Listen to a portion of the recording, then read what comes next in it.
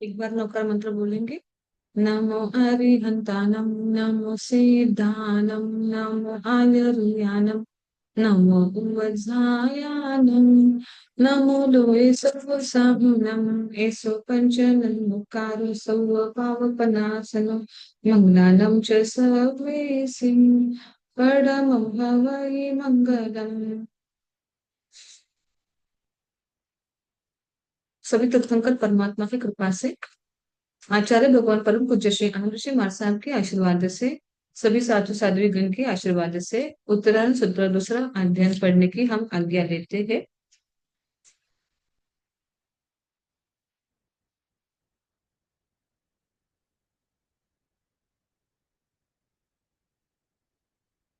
और यहाँ पे आए हो सबको मेरा जय जिनेन्द्र। जय जिनेन्द्र। अभी यहाँ दूसरा अध्ययन परिचय प्रविभक्ति नामक हमारा अध्ययन चल रहा है। इस अध्ययन में हमने 15 परिचय देखे, नहीं 13 परिचय देखे। 22 परिचय में से 13 परिचय हो चुके हैं। 13वां परिचय हमारा था वद परिचय। अभी 14 नंबर का परिचय है याचना परिचय। ये भी परिचय क्यों आया हुआ है? याचना मतलब आ जाता है मांगना। मांगना ये बड़ा मुश्किल है। कोई कोई अभिमानी होते हैं जिनके अंदर ईगो ज्यादा होता है ना, तो उनको किसी से मदद लेनी पसंद नहीं होती है, सहायता लेनी भी पसंद नहीं होती है, तो मांगना तो बहुत दूर की बात है। तो यहाँ पे याचना परिषह, इसमें बहुत मतलब हम देखते हैं कि साधु संत जो होते हैं ये बहुत ज्यादा, पहले भी अनेक राजा हुआ करते थे, राजकुमार भी साधु हुआ करते थे, आज भी बड़े बड़े कोई बिजनेसमैन होंगे या फिर बड़े एजुकेटेड लोग होंगे, वो भी क्या करते हैं, दीक्षा ले लेते हैं, प्रवर्जित हो जाते हैं। तो उनको कभी किसी के सामने हाथ फैलाने की आदत होती नहीं है। वो तो क्या करते हैं, बड़े बड़े पोस्ट में होते तो बस ऑर्डर वो क्या करते हैं, छोड़ते हैं, और जो कुछ चाहिए वो अपने आप को खरीद कर या फिर ले लेते हैं अपने एफर्ट से। लेकिन जब वो दीक्षा लेते हैं, प्रवर्जित हो जाते हैं, फिर उनको हर एक वस्तु क्या करनी पड़ती है, मांग कर लेनी पड़ती है। बिना मांगे तो उन्हें कुछ भी मिलता नहीं है। आज तो ठीक है, थोड़ा ये बदल चुका है, लेकिन पहले जब ज्यादा ही बराबर रूप से सारे नियमों का पालन हुआ करता था तीर्थंकरों के समय में, तो उस समय में राजा राजकुमार सभी ज्यादा हुआ करते थे, तो उनको किसी से कुछ मांगना ये कैसा लगता था, अच्छा नहीं लगता था। कोई हेजिटेट करते थे यानी संकोच करते थे, कोई शर्माते थे, तो किसी को किसी के सामने हाथ फैलाना पसंद नहीं आता था। इसलिए ये भी बड़ा कठिन परिचय कहा गया, याचना परिचय। अनगार को क्या करना पड़ता है, वस्त्र हो, पात्र हो, यहाँ तक आहार भी हो, खाना भी उनको क्या करना पड़ता है, याचना से प्राप्त करना होता है। बिना मांगे उन्हें कुछ भी मिलता नहीं है। और इसकी वजह से गोचरी के लिए गृहस्थी जब साधु जब किसी गृहस्थी घर में जाते हैं, तो किसी के सामने हाथ पसारना, हाथ फैलाना सबसे मुश्किल काम है। हमें भी आज क्या हो जाता है, किसी के सामने हाथ फैलाओ तो क्या सोचेगा वो, क्या कहेगा वो, क्या मेरे बारे में सोचता होगा, मैं बार बार क्या करूं, हाथ फैला, ये मन में बात आती ही है। तो इसलिए ये कठिन परीक्षा कहा गया है। यहाँ तक ये भी कहा गया है, कुबेर तो कैसा माना गया है, धन का स्वामी मानते हैं हम कुबेर को, क्या मानते हैं, धन का स्वामी मानते हैं, इसलिए सबको अच्छा लगता है। लेकिन कुछ मतलब ऐसा कुछ एक पल आ जाए, अगर कुबेर भी मुझे यह दो ये शब्द अगर बोले, तब क्या हो जाएगा, उसको भी अजीब दृष्टि से सभी देखने लगेंगे। यानी मुझे दो, यह दो, ये जब वाक्य हम बोलते हैं तब वह क्या हो जाता है, तिरस्कृत होने लगता है। और ये प्रैक्टिकल है। अगर हमने बार बार किसी से सहायता मदद ली या फिर हर एक वस्तु मांगी, तो सामने वाला व्यक्ति क्या सोचेगा, इसे बार बार कुछ ना कुछ मुझसे चाहिए ही होता है, कुछ ना कुछ मांगता ही रहता है। यानी उस व्यक्ति का तिरस्कार होने लगता है। क्या होने लगता है, इस व्यक्ति का तिरस्कार होने लगता है, प्रेम रहता नहीं है। तो इसीलिए ये परिशह को मतलब याचना को परिशह कहा गया है। नहीं तो मांगना कोई बड़ी बात नहीं, लेकिन याचना को परिशह क्यों कहा है, क्योंकि उसका बाद में तिरस्कार। वो साधु संत तो प्रत्येक वस्तु मांग कर लेते, उनको बिना मांगे तो कुछ भी मिलता नहीं है, बार बार उनको हाथ ही फैलाना पड़ता है, मुझे ये ला कर दो, मुझे वो ला कर दो। मुझे ये चाहिए, मुझे गिलास चाहिए, मुझे मतलब पढ़ने के लिए किताब चाहिए, मुझे पेन चाहिए, मुझे कुछ मतलब कुछ भी जुड़ा ना हो, गम चाहिए, उनको सब कुछ क्या करना पड़ता है, मांगना ही पड़ता है। धागा चाहिए तो भी उनको धागा भी मांगना ही पड़ता है। तो इस प्रकार यहाँ पे ये याचना एक प्रकार का परिचय कहा गया है। और यहाँ पे कहा गया है, तो ये जब परिचय आ जाए, बार बार मांगना पड़े, तो उस समय साधु को ये नहीं सोचना है कि मैं बार बार क्यों मांग, यानी संकोच नहीं करना है, लज्जा नहीं करनी है। और सबसे बड़ी बात, स्वयं अपने अंदर स्वयं के लिए छोटापन नहीं लाना है, यानी अधीन भावना नहीं लानी है। मैं कितना कमजोर हूँ, मैं पहले कैसा था, आज मैं कितना कमजोर बन चुका हूँ, मुझे बार बार बिना मांग कुछ मिलता नहीं है, मैं बड़ा ही गरीब व्यक्ति हूँ, ये भी मन में भावना आ जाती है। मैं कैसा हूँ, बड़ा ही गरीब हूँ, इसलिए मुझे बिना मांगे कुछ मिलता नहीं है। तो इस प्रकार की अधीन भावना अपने मन में नहीं लानी है। ना गरीब भावना, गरीब जैसी भावना ना मन में लानी है। पूरे अहोभाव से अपने इस परीक्षा को क्या करना है, सामना करना है, समता पूर्वक सामना करना है। ये तो परमात्मा ने बताया हुआ मेरा एक मार्ग है, इसमें क्या होगा, मेरा ही कल्याण होगा, ऐसा सोचकर क्या करना है, इस परीक्षा को सामना करना है, समता पूर्वक रहना है। याचक, याचना मतलब कि याचक, याचक कैसा होता है, हम देखते हैं ना, याचक मतलब कैसा होता है, बड़ा गरीब होता है, लड़खड़ाता है, चेहरे पर कैसा होता है, गरीब, गरीबता होती है, दीनता होती है, शरीर में पसीना होता है, चेहरे का रंग फीका रहता है ना, ग्लो नहीं रहता उसके चेहरे पर। तो ऐसे चिन्ह उसके सिम्टम्स उस गरीब के, उस याचक के होते हैं। लेकिन अनगारों के ऐसे चिन्ह नहीं होते हैं, अनगारों के उससे भी आगे लेते हैं, चेहरे पे तेज होता है, अधीनता भावना होती है। तो इस प्रकार वो कैसा रहता है, समता में रहता है। लेकिन फिर भी ये परिचय दिया गया है, क्योंकि बहुत सारे साधु संतों को अपने आप में गिल्ट आने लगता है, कमजोर वो समझने लगता है। तो इसलिए बताया गया है, कोई अधीनता नहीं लानी है, अहोभाव से क्या करना है, संयम का पालन करना है। उसके बाद अभी आगे अलाभ परिशह, चौथा, 14वें नंबर का होने के बाद 15 नंबर का आया हुआ है अलाभ परिशह। अलाभ परिशह, अभी अलाभ, लाभ मतलब मिलना, प्राप्त होना, और मतलब होता है नहीं, नहीं मिल रहा है, नहीं प्राप्त हो रहा है। गृहस्थ के घर पे जाने के बाद क्या नहीं मिल रहा है उसको, आहार की प्राप्ति नहीं हो रही है। और वो कुछ वस्तुओं की जो अगर मिल चाहिए, वो वस्तु भी उसे नहीं मिल रही है। या फिर आज कुछ प्राप्त नहीं हुआ, तो कल क्या होगा, मुझे प्राप्त हो जाएगा, ऐसा वह सोचेगा। मतलब यहाँ पे उनको कहना है, ऐसे बहुत सारे साधु संत है कि उनको क्या नहीं होता है, बहुत, एक दिन, 2 दिन, 3 दिन तक उनको आहार पानी मिलता ही नहीं है। बहुत, वो 4-5 घरों में, 6-7 घरों में वो जाते हैं, लेकिन उनको क्या नहीं मिलती है, पर्याप्त आहार नहीं मिलता है, यानी मिलेगा थोड़ा मिलेगा, होंगी वो 4-5 और मिलेगा इतना ही मिलेगा। या फिर कुछ भी नहीं मिलेगा। तो ऐसे ये बहुत बार होने के बाद उसके मन में आने लगता है कि मैं क्यों यहाँ पे आया हूँ, मुझे क्या नहीं मिल रही है, पर्याप्त तो खाना भी नहीं मिल रहा है। तो उस वक्त ये नहीं सोचना है, क्या सोचने के लिए कहा है, ठीक है, आज मेरे कर्मों का उदय है, अंतराय है, लाभांतराय का उदय है, मुझे क्या होगा, कल शायद मिल जाएगा। ऐसा सोचकर क्या करना है, उसको सहन करना है, यानी पीड़ा होने देनी नहीं है। क्योंकि आहार नहीं मिल रहा है, तो क्या हो जाता है, क्षुधा परिशह और अलाभ परिशह, दोनों क्या बताए हैं, सिमिलर बताए हैं। क्योंकि शुद्धा परिशह मत, थोड़ा डिफरेंस क्या है, वहां भूख सताती है, यहाँ पे पर्याप्त या फिर पूरा खाना ही उसे नहीं मिल रहा है। तो इस प्रकार यहाँ पे लाभांतराय का उदय है, तो ये सोचकर क्या कर देना है, उसे, उस पीड़ा को सहन करना है। और आगे अभी 16वें नंबर में आया हुआ है रोग परिशह।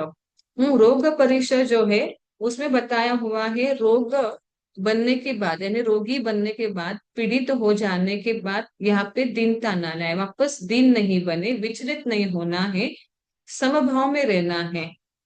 और अभी जैसे पहले कहा था, स्थविर कल्पी, जिनकल्पी, दो प्रकार के साधु होते हैं। तो जिनकल्पी जो साधु होते हैं, वो ट्रीटमेंट लेते ही नहीं है, किसी प्रकार का भी वो क्या नहीं करते, उपाय नहीं करते हैं। जिनकल्पी, कितनी भी बीमारी बड़ी से बड़ी हो जाए या छोटी से छोटी हो जाए, उसका उपाय वो करते ही नहीं है। तो यहाँ पर स्थविर कल्पी जो है, स्थविर कल्पी बीमारियों का इलाज कर सकते हैं। हाँ बराबर है, जिसने उत्तर दिया ढंडन मुनि का एग्जाम बता रहे हैं। अलाप परीक्षा में उनको 6 महीने तक क्या नहीं मिल रहा था, आहार मिल रहा था, लेकिन निर्दोष आहार नहीं मिल रहा था, दोष युक्त आहार उनको मिल रहा था।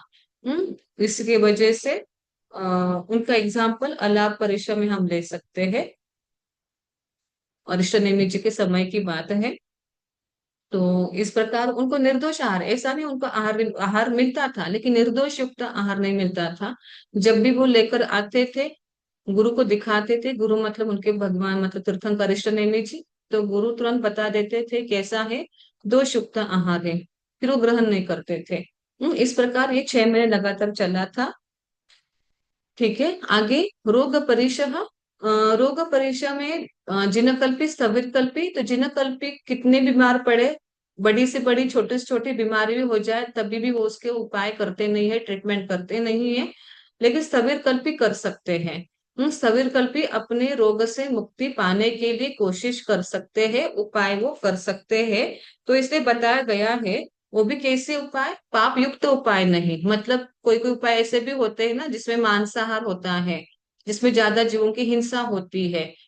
यानी किसी का मांस का सेवन करने से वो बीमारी दूर हो सकती है, ऐसे बहुत सारे उपाय भी होते हैं। तो वैसा उपाय नहीं करना है स्थविर कल्पियों ने भी। चाहे वो कितना ही भयंकर रोग हो, फिर वहां पे क्या करना है, समता रखने के लिए कहा गया है। तो इस प्रकार रोग परिचय में कहा गया है, बीमारी हो जाए कुछ कुछ, जैसे हमने आचारण सूत्र में देखा था 16 प्रकार के महारोग हमने देखे थे, उसमें से कुछ रोग कैसे थे, अच्छे हो सकते हैं, कुछ रोगों का क्या नहीं दीदी हो आपकी सकता। आवाज कट रही है दीदी। अच्छा। दीदी आपकी आवाज कट रही है यार, नहीं नहीं बराबर। बराबर आ रही है। सब भी बराबर आ रही है ना? हाँ। हाँ। हाँ। हाँ शायद कमल जी आपके यहाँ पे रेंज की प्रॉब्लम होगी, आप एक बार चेक कर लेना। बराबर है। हाँ। तो अभी, रेंज तो फुल है दीदी। हाँ देख लीजिए वापस, अभी एक बार देख लीजिए। ठीक करोगे दीदी। तो 16 प्रकार के रोग देखे थे, उसमें से कुछ रोग कैसे थे, साध्य थे, कुछ रोग कैसे थे, असाध्य थे। मतलब किसी का अच्छे हो सकते, कोई रोग अच्छे नहीं हो सक मतलब ठीक नहीं हो सकते थे। तो वैसे ही बताया गया है, अगर रोगों का निवारण हो रहा हो तो फिर ठीक है, नहीं हो रहा है तो फिर क्या करना है, अपने ही कर्मों का उदय समझकर वो वहां पे शांति से मतलब मानसिक शारीरिक स्थिति को संभाल लेना है, और सहनशीलता अपनी बढ़ा लेनी। क्योंकि यहाँ पे रोगों को परीक्षा क्यों कहा है, सबकी सहनशीलता अलग अलग होती है। हम देखते भी घर में 5 लोग होंगे, पांचों की सहनशीलता कैसी होती है, अलग अलग होती है। कोई किसी को इतनी सर्दी जुकाम भी हो जाता है कि उनको सहन नहीं होता है, दिन भर फिर क्या करते हैं वो उसको बार बार रोते हैं, बार बार उनको डर लगता है, वो तुरंत डॉक्टर पे जाएंगे, डर जाएंगे। सहनशीलता कम होती, किसमें सहनशीलता ज्यादा होती है, वो क्या कर लेते हैं, बड़ी से बड़ी बीमारी का सामना भी वो बराबर अच्छे से कर लेते हैं। तो इसके वजह से यहाँ पे रोग को परिचय कहा गया है, क्योंकि डरे नहीं, अगर कोई बीमारी हो जाए तो घबराए नहीं, शांति से रहकर क्या करना है, समता से उसका सामना करना है, और प्रतिकार कर सकते हैं, लेकिन पाप युक्त प्रतिकार नहीं करना है, निर्दोष युक्त प्रतिकार करना है। यानी अपने संयम के नियमों में, व्रतों में कोई दोष ना लगे, ऐसा ही प्रतिकार, ऐसा ही चिकित्सा करने के लिए कहा गया है। यानी वेदना से डरना नहीं है, वेदना से घबराना नहीं है, वहां पे समता रखने के लिए कहा गया है। जिन कल्पियों स्थविर कल्पियों दोनों को वेदना में समता रखने के लिए कहा गया है। आगे 17 नंबर का आया है तृणस्पर्श परिशः। अभी तृणस्पर्श परिसर जो है, ये ज्यादा करके जिनकल्पी साधुओं के लिए है। हमने आचारण में देखा था, किसने 3 वस्त्र ग्रहण किए हैं, किसने 2 वस्त्र, किसी ने 1 वस्त्र। तो ये सभी जो प्रकार हमने देखे, 3 वस्त्र 2 वस्त्र, ये सब जिनकल्पियों के ही उदाहरण है। कोई जिनकल्पी 3 वस्त्रों को धारण करता है, कोई जिनकल्पी 2 वस्त्रों को, कोई जिनकल्पी 1 वस्त्र को, या फिर कोई कोई तो पूरे वस्त्रों का ही त्याग कर देते हैं। तो तृणस्पर्श खास करके उन जिनकल्पी साधुओं के लिए है, क्योंकि वो क्या नहीं करते हैं, वस्त्र पहनते नहीं, या फिर कम वस्त्र अपने पास रखते हैं। तो उस टाइम पे जब वो सोने का समय आता है तो वहां पर क्या हो जाता है, घास वो डाल देते हैं या फिर तिनका डाल देते हैं, और उस पर क्या हो जाते हैं, वो सो जाते हैं। वो इतना, और तिनका कैसे होते हैं, चुभने वाले होते हैं, रात भर क्या करेंगे उनको, चुभेंगे। स्पर्श, तृण स्पर्श यानी तिनका का क्या होगा, सूखे घास जो होते हैं वो क्या करते, ज्यादा चुभते हैं। तो चुभने के बाद क्या होती है, तकलीफ होती है, और सबसे बड़ी बात नींद भी अच्छे से आती नहीं है। तो इस प्रकार यहाँ पे उनको कहा गया है चुभने वाले पदार्थ है, तो उन सबका भी उनको ग्रहण करने के लिए कहा है। कभी सो सो गए, कभी लेट गए, कभी बैठे बैठे, क्योंकि बैठने में लिए भी वो वही यूज करते हैं, सोने के लिए लेटने के लिए भी वो तिनका ही घास फूस से यूज करते हैं। घास फूस का जो उनका बिछौना बनाते हैं उसी का ही वो उपयोग करते हैं। तो उस टाइम पे क्या करने के लिए कहा है, उनको समता रखने के लिए कहा है। अभी स्थविर कल्पियों का क्या, स्थविर कल्पियों के पास तो वस्त्र पहनते हैं, तो उनको ज्यादा परिश्रम आता नहीं है। लेकिन फिर भी यहाँ पे स्थविर कल्पियों के कहा गया है, मान लो वो मतलब वो उनका बिछौना कैसा रहता है, वो एक वस्त्र क्या कर, मतलब वो भी घास फूस यूज करते हैं, घास फूस का बिछौना बना देते हैं, उसके ऊपर वस्त्र क्या कर देते हैं, डालते हैं। जैसे हम बेडशीट बोलते हैं ना, तो वैसे वो मोटी सी क्या कर देते हैं, थोड़ा सा एक या दो बेडशीट ऊपर डाल देते हैं और उस पर वो सो जाते हैं। इसके वजह से उनको ये परेशान इतना सताता नहीं है स्थविर कल्पियों को। लेकिन मान लो वो जो वस्त्र है वो किसी ने चोरी कर दिया, जो वो ऊपर डालते हैं, या फिर वो वस्त्र फट गया, बहुत पुराना हो गया, फट गया, तब ये परिश्रम उन सभी कल्पियों साधुओं के लिए हो सकता है, आ सकता है। वस्त्र फट जाए या फिर चोरी हो जाए, तब सबीर कल्पियों के लिए वह यह परिचय क्या हो सकता है, उत्पन्न हो सकता है। लेकिन जिन कल्पियों के लिए यह परिचय होता ही होता है। बस सबीर कल्पियों के लिए कंपलसरी रोज नहीं रहेगा, बस वो जो ऊपर वस्त्र डालते हैं वो अगर नहीं रहे तो ये उनको परिचय सता सकता है। तो फिर इस प्रकार यहाँ पे वो घास में सोने के बाद बार बार चुभता है, शरीर क्या होने लगता है, छीलने लगता है। शरीर छीलने लगता है तो क्या हो जाता है, जख्म होने लगती है। जख्म हो जाने पर असह्य वेदना होती है, और उसी वेदना खून भी थोड़ा निकलने लगता है। और उसी में अगर वो विहार करने के निकले, गर्मी का मौसम हो, विहार करने के निकले, तो क्या होगा, वो जख्म क्या होती है, और परेशान करती है, और क्या करती है, चुभती है, परेशान तकलीफ देने लगती है। तो इस प्रकार यहाँ पे कोई कोई को और परेशान आगे का आ सकता है। और तकलीफ कैसे होगी, मान लो किसी ने कुछ वध परीक्षा भी उसका आ जाए, आक्रोश परीक्षा वहां पे आ जाए, और किसी ने जानबूझ के उसके ऊपर नमक डाल दिया उस जख्म पर, तो क्या होगा, वो और क्या हो जाएगा, और तकलीफ देने लगेगा। इस प्रकार ये तृणस्पर्श परीक्षा भी सबसे कठिन माना गया है। इसके लिए उदाहरण यहाँ पे आ जाता है श्रावस्ती के राजा जितशत्रु, उनके पुत्र भद्र। उनके पुत्र भद्र का, भद्र ने क्या कर ली थी, प्रवर्जित हो गए थे, दीक्षा उन्होंने ग्रहण कर ली थी। लेकिन उन्होंने फिर बाद में एकल विहारी प्रतिमा स्वीकार कर ली, यानी अकेले रहने की प्रतिमा, जो 12 प्रकार के प्रतिमा आते हैं उसमें से एक प्रतिमा उन्होंने स्वीकार करी। वो अकेले ही विचरण करने लग गए। एक बार वो शत्रु के प्रदेश में चले गए, तो शत्रुओं को मालूम था ये राजकुमार है, उन्हें लगा कि ये जानबूझकर क्या आया हुआ है, साधु बन के आया हुआ है, ताकि हमारी जानकारी इसे मिल सके। ऐसा समझकर उन्होंने क्या कर दिया, भद्र को, भद्र मुनि को मतलब पकड़ लिया और कारागृह में, जेल में डाल दिया। उनको लगा ये गुप्तचर है, या फिर ये उस श्रावस्ती का क्या है, कुछ ना कुछ लेने के लिए आया है हमारे यहाँ से, तो इस वजह से उसको कारागृह में डाल दिया। बहुत मारपीट की उस मुनि को, उस भद्र मुनि को। और मारपीट करने के बाद वहां पे उसके शरीर में खून जख्म हो गए, और इतने खून जख्म पे उन्होंने क्या कर दिया, नमक डाल दिया। नमक डाल दिया तो फिर उनकी पीड़ा का कोई सीमा नहीं रही, बहुत पीड़ा उनको होने लगी वहां पे। लेकिन फिर भी उन्होंने इन सब पीड़ा को क्या कर दिया था, समता पूर्वक सहन किया। तो इस प्रकार उनका उदाहरण यहाँ पे तृणस्पर्श परिश्रम में उनका उदाहरण हम ले सकते हैं। उसके बाद परिश आता है जल परिश। जल परिश भी है, और दूसरा इस परिश का नाम आता है मल परिश। मल या फिर जल दोनों भी हम कह सकते हैं। मल्ल परिश भी कहते हैं, जल परिश भी कहते हैं। जल का मतलब होता है पसीने से उत्पन्न होने वाला मैल, उसे कहते हैं जल। अभी ये कब ज्यादा उत्पन्न होता है परेशान, गर्मी के मौसम में, ग्रीष्म ऋतु में। ग्रीष्म ऋतु में जब पसीने पसीने साधु हो जाते हैं, तो उस पसीने में क्या होता है, धूल चिपक जाती है, और धूल चिपक जाने के बाद मैल वहां पे जमा हो जाती है और शरीर से दुर्गंध निकलने लगती है।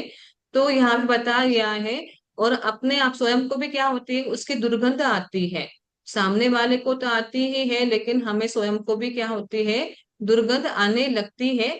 तो फिर वो दुर्गंध दूर करने के लिए या फिर वो मैल निकालने के लिए ठंडे पानी से नहाना नहीं, यानी पसीने से दूर होने के लिए, वो मैल से दूर होने के लिए ठंडे पानी से नहाना नहीं, ना इच्छा भी करना नहीं, क्योंकि वहां पे क्या हो जाएगा, अपकायिक जीवों की विराधना वहां पे हो जाएगी।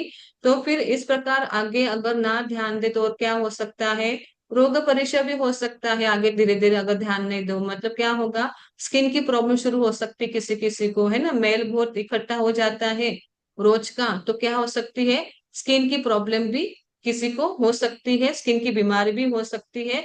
तो वो हो जाने के बाद चंदन से, तेल से, किसी से कहीं क्या नहीं करना है, मसाज नहीं करना है, उसकी अपेक्षा भी करनी नहीं है। तो इन सबको क्या करना है, वहां पे शांत भाव रखकर वो सहन करना है। तो इस प्रकार यहाँ पे जल परिशह कहा गया है।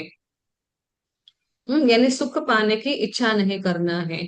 आगे सत्कार पुरस्कार परिशह 19वां परिशह आया हुआ है। अभी सत्कार पुरस्कार, सत्कार का मतलब होता है पूजा, प्रशंसा, ये सत्कार का मतलब है। और आगे पुरस्कार का मतलब बताया हुआ है, अभिवादन करना, वंदन नमन करना। ऐसे दो शब्दों के दो अर्थ है। सत्कार का मतलब होता है पूजा, प्रशंसनीय, और पुरस्कार का मतलब होता है अभिवादन करना, वंदन करना। तो यहाँ पे सत्कार पुरस्कार का अभाव होगा, तो फिर उस टाइम पे मन में ये नहीं लाना कि मैं इतना करने के बावजूद भी कोई भी मेरा क्या नहीं करता है, अभिवादन नहीं करता है, कोई भी मेरी प्रशंसा नहीं करता है। कोई कोई बहुत मेहनत लेते हैं, दिन रात क्या करते हैं, मेहनत लेते हैं, लेकिन फिर भी इतना क्रेडिट उसे वहां पे मिलता नहीं है। क्रेडिट मतलब उसका फल उतना उसे मिलता नहीं है। लोगों के नाम में उसका मुंह आता, मतलब उसका नाम आता नहीं, लोगों के मुंह में उसका नाम नहीं आता है। तो फिर यहाँ पे वो अपने आप को ये समझने लगता है कि मैं इतना करने के बावजूद भी मुझे लोग क्या नहीं करते, ज्यादा भाव देते नहीं, ज्यादा मुझे पूछते नहीं है, मेरा सम्मान करते नहीं है, मेरा अभिवादन करते नहीं है। तो वहां पे भी क्या करने के लिए कहा है, शांत रहने के लिए कहा है। कभी कभी हमारा क्या रहता है, अशुभ नाम कर्म का उदय। सत्कार कैसे मिलता है, कौन से कर्म के कारण मिलता है, जो भी आज फेम में होते हैं, जो भी प्रसिद्धि होते हैं, तो किसके वजह से है, उनके शुभ नाम कर्म के कारण है। जो नाम कर्म की प्रकृति है, आदर नाम कर्म, है ना, आदर नाम कर्म, शुभ नाम कर्म। तो ये सुभग नाम कर्म, ये सभी, सुभग मतलब सभी को प्रिय लगता है, आदर मतलब सभी उसके हर एक शब्द का आदर करते हैं। कोई भी उसके शब्द के विरुद्ध जाते नहीं, तो वो उनके अच्छे नाम कर्म का फल है। तो उस वक्त ये बात सोचनी है कि मेरी शायद अशुभ नाम कर्म का उदय होगा, मैंने कभी ना कभी बंद किया होगा, तभी जाके आज मुझे इस प्रकार का फल मिल रहा है, कि मुझे कितना भी मैं करूं लेकिन फिर भी मेरा कोई भी क्या नहीं करता है, अभी मतलब प्रशंसा करता नहीं है, मुझे कोई भी वंदन नमन करता नहीं है। या फिर यहाँ पे साथ में कोई और हो गए तो उसका नाम ज्यादा होता होगा, वो बिना मेहनत के भी लोगों को प्रिय लगता होगा, लोगों को अच्छा लगता होगा। लेकिन मुझे कोई पसंद करता नहीं है, लेकिन मेरे साथ में रहने वाले या फिर कोई और ग्रुप के हो गए, उनको लोग क्या करते हैं, ज्यादा पसंद करते हैं, मुझे कोई पसंद करता नहीं है। तो उस समय में ईर्ष्या नहीं करनी है, उस समय में जलस नहीं होना है, और उसके लिए प्रतिष्ठा प्रसिद्धि पाने के लिए कुछ भी गलत रास्ता अपनाना नहीं है। तो यहाँ पे शांत रहना है, ये नहीं सोचना है कि सभी मेरा अनादर करते हैं, मैं इतने दिनों से तपस्या कर रही हूँ लेकिन फिर भी कोई भी मुझे क्या नहीं करता है, प्रणाम नहीं करता है, कोई भी मेरी भक्ति नहीं करता है ना। मैं कितने सालों से वर्ष तप कर रही हूँ, कितने सालों से मैं क्या क्या कठिन मतलब तपस्या करती आ रही, लेकिन फिर भी मुझे कोई भी प्रणाम करता नहीं, भक्ति नहीं करता, उत्साह नहीं दिखाता है। तो इस प्रकार यह सोचकर यह सोचना नहीं है वहां पे अपने ही अशुभ नाम कर्म का उदय समझकर शांत रहने के लिए कहा गया है। और किसी और का अगर होता होगा, प्रसिद्धि होती होगी, प्रशंसा होती होगी, तो ईर्ष्या नहीं रखनी है, जलस होना नहीं है। तो अगर ऐसा सोचे तो सच में क्या कहलाएगा वो? सत्कार पुरस्कार परिशह विजय कहलाएगा। हम्म। और ये भी परीक्षा सभी के जीवन में आज भी आते रहते हैं। ये बस साधु संतों के तो होते ही है, गृहस्थियों के भी इसमें ये परीक्षा आता ही है। कभी कभी बहुत कोई आगे चले जाते हैं, थोड़े दिनों में बड़े अमीर बन जाते हैं, कोई कोई बरसों से मेहनत कर रहे हैं लेकिन फिर भी क्या नहीं होते हैं, धन संपत्ति नाम आदि नहीं कमाते हैं। और कोई फैमिली परिवार ऐसे होते हैं, बड़ा नाम धन संपत्ति कमा लेते हैं। तो उस वक्त क्या नहीं करना है, ये ईर्ष्या नहीं रखनी है, वहां पे समता रखनी है। उसके बाद आया हुआ 20वां नंबर में प्रज्ञा परिशह। प्रज्ञा परिशह अभी मैं कितने साल, अभी ये प्रज्ञा परिशह आजकल बहुत लोगों को होता है, गृहस्थी हो साधु संत हो हर एक हो। मैं मुझे कुछ भी याद रहता नहीं, कितना भी मैं पढ़ूं लेकिन फिर भी मुझे याद रहता नहीं है। और भोजन क्या कर देते हैं, बीच में ही छोड़ देते हैं, मुझे याद नहीं रहता है। मैं कितनी मेहनत कर लेकिन फिर भी मुझे कुछ भी ध्यान में नहीं आता, समझ में नहीं आता है, तुरंत क्या कर देते हैं, वहीं पर स्टॉप हो जाते हैं। तो इस प्रकार यहाँ पे वो प्रज्ञा परीक्षा कहलाया हुआ है कि मुझे कोई पूछे तो कोई उत्तर आता नहीं है। मुझे मेरा ही क्या है, यहाँ पे बड़ी अज्ञानता है। तो यहाँ पे प्रज्ञा मतलब बुद्धि लेना है, प्रज्ञा परीक्षा मतलब यहाँ पे लेना है प्रज्ञा ने बुद्धि का मतलब अनुभव अभाव, बुद्धि का अभाव। तो वहां पे मैं कुछ बहुत साल सीख नहीं पा रही हूँ, तो वहां पे क्या नहीं करना है, दुखी नहीं होना है। दुखी नहीं होना है, वहां पे क्या करना है, पुरुषार्थ करते रहना है, सीखते रहना है। कभी ना कभी, नहीं तो हम शांत रह जाते हैं, छोड़ देते हैं, तो क्या हो जाता है, वहां पे ज्ञानावरण का और बंद हो जाता है। भगवान ने हर एक कर्मों को छुड़ाने के लिए, कर्म से दूर होने के लिए पुरुषार्थ करने के लिए कहा है। समता मन में शांत भी रखना है और पुरुषार्थ भी करते रहना है, यानी कंटिन्यू कुछ न कुछ सीखते रहना है। भोजन हार मान लेते हैं और क्या कर लेते हैं, छोड़ देते हैं। तो छोड़ना नहीं है, पुरुषार्थ कंटिन्यू कुछ कुछ सीखते रहना है, भले थोड़ा थोड़ा, लेकिन कुछ ना कुछ सीखते ही रहना है।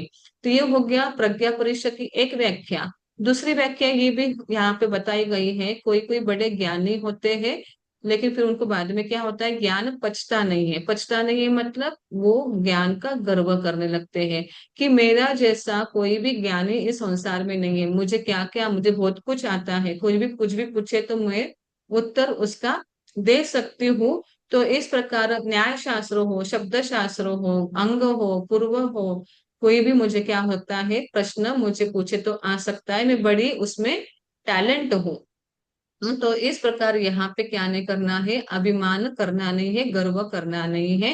क्योंकि आज के युग में तो ज्ञान हमारा इतना सा ही है, बहुत इतना सा मतलब कितना बताया, 3 मात्रा बताया हुआ है। 3 मात्र ही ज्ञान हमारे पास है, उसमें से भी हमें बहुत कुछ यानी सब कुछ आता नहीं है। तो इतने से इसमें ज्ञान में भी अगर गर्व करेंगे तो फिर क्या हो जाएगा, और हमारा ज्ञानावरण का बंध वहां पे हो जाएगा। उसके लिए उदाहरण यहाँ पे कालकाचार्य का आया हुआ है। कालकाचार्य का नाम सुना होगा तो बड़ी अच्छी बात, बड़े प्रसिद्ध ये हमारे इसमें संत होकर गए हैं।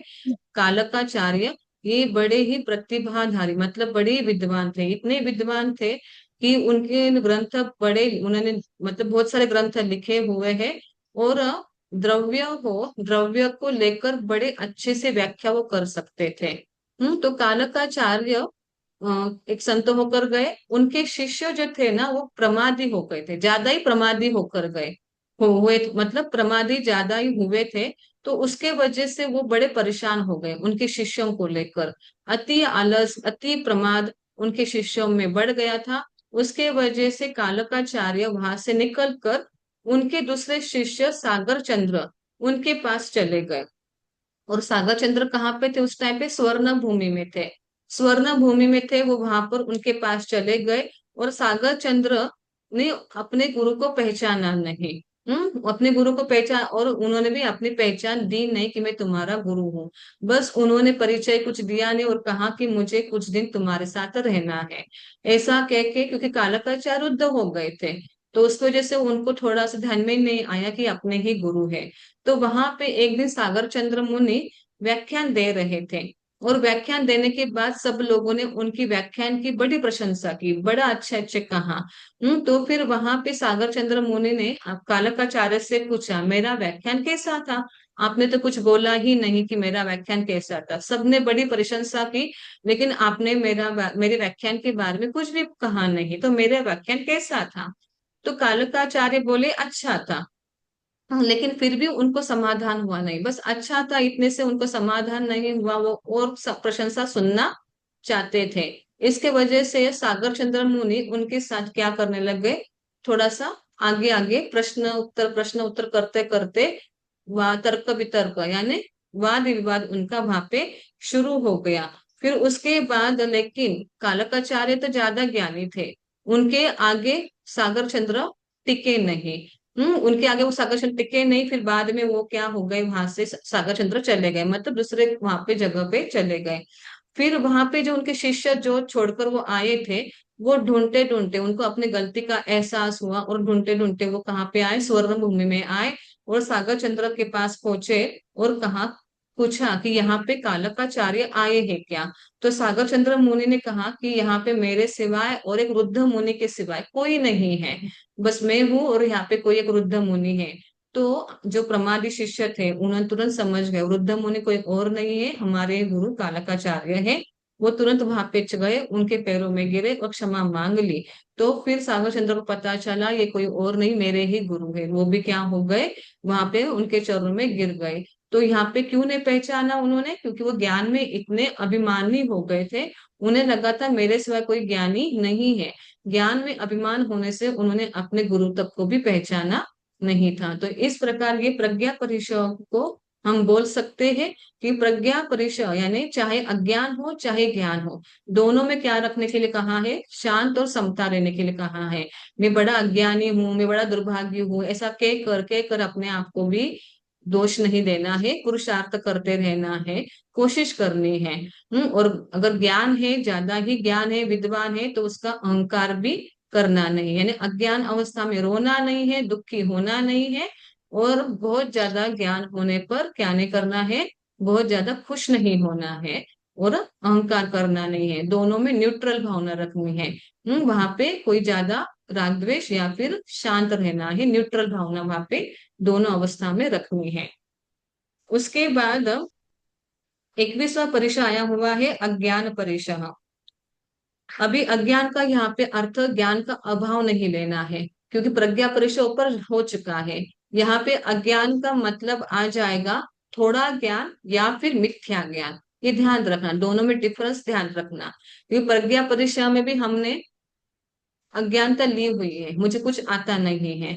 लेकिन यहाँ पे अज्ञान में लेना है, मिथ्या ज्ञान लेना है, या फिर कोई कोई ऐसे होते ना, अधूरे होते हैं। अधू छोट उनको ना पूरा वाक्य का मतलब पता नहीं रहता है, आधा अधूरा पता रहता है। लेकिन वो आधा अधूरा पता रहता है, लेकिन उसमें भी वो अहंकार करते हैं, हाँ मुझे सब कुछ आता है। तो वो यहाँ पे मिथ्या ज्ञान हो जाएगा। क्या कहलाएगा वो, आधा अधूरा ज्ञान सबसे भयंकर है। पूरी अज्ञानता होगी तो उसमें कुछ ना कुछ हम क्या कर सकते हैं, डाल सकते हैं। और ज्ञान होगा तो वो समझदार है। लेकिन जो बीच में अटके हुए हैं वो ज्यादा खतरनाक है। फिर वो क्या हो जाते हैं, ज्यादा ही क्या होते हैं, कोई और ही ट्रैक में चले जाते हैं। तो उनके लिए यहाँ पे आया हुआ है अज्ञान परिचय। अज्ञान परिचय में बताया है, सद्भाव भी नहीं है और अभाव भी नहीं है, दोनों यहाँ पे बीच में है, मतलब मिथ्या ही ज्ञान ले लो। और ये कैसे होगा, साधक में अश्रद्धा, कोई भ्रांति भ्रम हो गया। जैसे मान लो मैं इतने सालों से तपस्या कर रहा हूँ, ब्रह्मचर्य में हूँ, अप्रमादी हूँ, लेकिन फिर भी, और मैंने क्या किया है, मैंने सबके तिरस्कार वचनों को मैंने सहन किया है, लेकिन फिर भी अभी तक क्या नहीं हुआ है, मुझे केवल ज्ञान की प्राप्ति नहीं हो रही है। मुझे क्या नहीं हो रहा है, इतना मैं सब कुछ सहन कर रहा हूँ, कितना सहन किया, हम बोलते हैं ना, मैंने कितना किया, मैंने कितना किया, मैंने सहन किया। मेरे जैसा, मेरे जगह कोई होता तो वो इतना सहन करता ही नहीं, वो भागी जाता या फिर भागी जाता है ना, ऐसा बोलते हैं। तो यही वाक्य यहाँ पे आया है, अज्ञान परिचय। ये क्या कहलाएगा, मिथ्या। इतना कुछ सहन करने के बाद भी मुझे इतना सुनने के लिए मिल गया।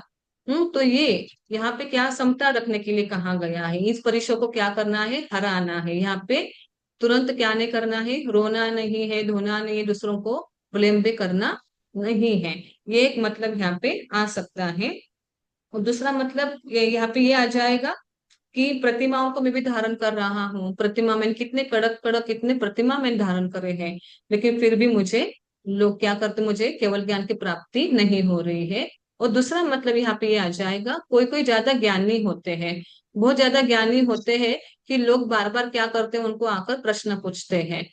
या फिर वाचना लेने के लिए बोलते हैं, दिन में टाइम देते हैं, शाम में टाइम देते हैं, दिन रात उनको क्या करना पड़ता है। कोई कोई ऐसे भी होते हैं जिनको नींद में भी उनके शिष्य क्या करते हैं, सोने भी देते नहीं, रात में भी सोने देते नहीं, दिन में तो सोने देते नहीं है।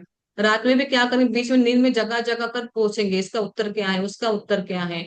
तो उसके मन में ये आने लगता है, मुझे मैं इतना सीखा ये क्यों, मुझे अगर इतना ज्ञान नहीं होता तो मुझे लोग इतने प्रश्न आकर पूछते ही नहीं। रात में भी मुझे सोने देते नहीं है, दिन में मुझे क्या नहीं कर देते, सोने देते नहीं है। सबके सवालों का उत्तर मैं दे देकर थक चुका हूँ। तो इस प्रकार वो सोचता है कि मैं अगर इतना सीखता ही नहीं तो इतनी झंझट होती ही नहीं, आराम से क्या करता मैं, सो जाता, रात में भी और दिन में भी मजे ले लेता। तो ये यहाँ पे सोचना नहीं है। कभी कभी लोग भी क्या करते हैं, परेशान करते हैं, दिन में भी करते हैं, रात में शिष्य करते हैं। तो उस टाइम पे क्या करने के लिए कहा है, शांत रहने के लिए कहा, समता करने के लिए कहा है। यहाँ पर भी वापस क्या हो जाता है, ऐसा विचार करने से ज्ञानावरण का क्या हो जाता है, बंद हो जाता है, और वो अज्ञान परिचय से हार जाता है। आगे का 22वां परिचय है दर्शन परिशः। दर्शन परिशः और दूसरा नाम अदर्शन परिशः। अभी दर्शन परिशः ज्यादा करके श्रद्धा से जुड़ा हुआ है। लोक है या नहीं, या फिर स्वर्ग है या नहीं, नरक है या नहीं, इसमें हमने कहाँ देखा है, हमने देखा है स्वर्ग को। हम यहाँ बैठे बैठे बस शब्द से सुना है, आगमों में आया हुआ है कि स्वर्ग है नरक है। आज की जनरेशन तो बोल देती है, किसने देखा स्वर्ग, किसने देखा नरक, और किसने देखा मोक्ष। कहाँ पे है, यहाँ पे कोई ऐसा कुछ होता नहीं है, पुनर्जन्म भी होता नहीं है। कौन देखा अगला जन्म, कुछ होता नहीं अगला जन्म दिनम। यही हमारा आखिरी जन्म है, यहाँ से हम कहीं जाने वाले नहीं है।